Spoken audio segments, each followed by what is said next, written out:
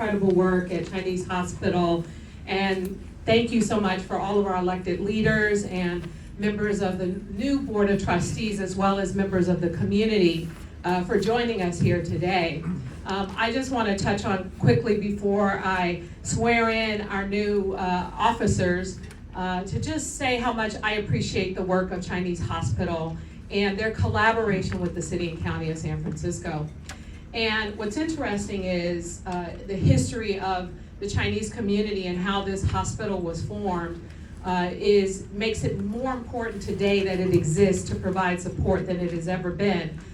Chinese community, many of the people immigrated here in the 1840s and to work on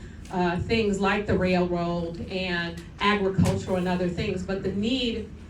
for a medical center for support and culturally competent support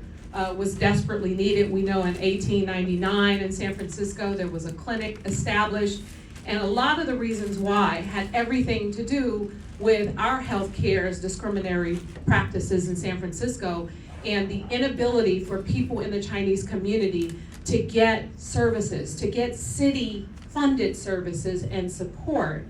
And so out of that, from that work in the late 1800s,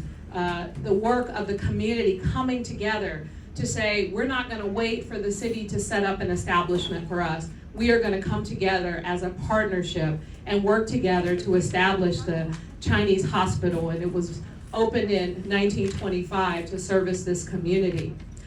Fast forward to this pandemic where, again, this community was discriminated against as it relates to healthcare and support. And that's why I'm so proud that in the City and County of San Francisco, we came together to address the challenges around COVID, not just the medical challenges, but a lot of the violent attacks on many of our Asian seniors in this city and in this country because of a lot of the negative rhetoric. Chinese Hospital was an important partner in this effort, making sure that opportunities were available not just to test, but to provide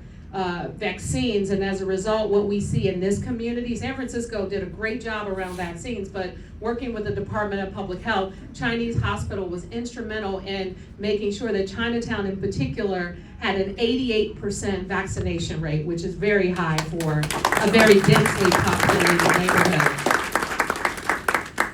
So here we are today, just doing everything we can with so many great state and local elected leaders, because we understand the value of this institution for specifically the Chinese community. And we are grateful for your service and your work as we come together to make sure that we are collaborative. I'm really excited about the new opportunity around assisted living, because we know assisted living facilities are desperately needed all over San Francisco as we have an aging population. We know that Chinese Hospital provides support to mostly seniors, and we want to make sure we have a diverse options for our senior community as it becomes available. So much great work to make sure that we serve and protect this institution that we know is not only valuable to the Chinese community here in Chinatown, but to our communities all over San Francisco. So at this time, it is my honor to ask all the new members who are going to be sworn in today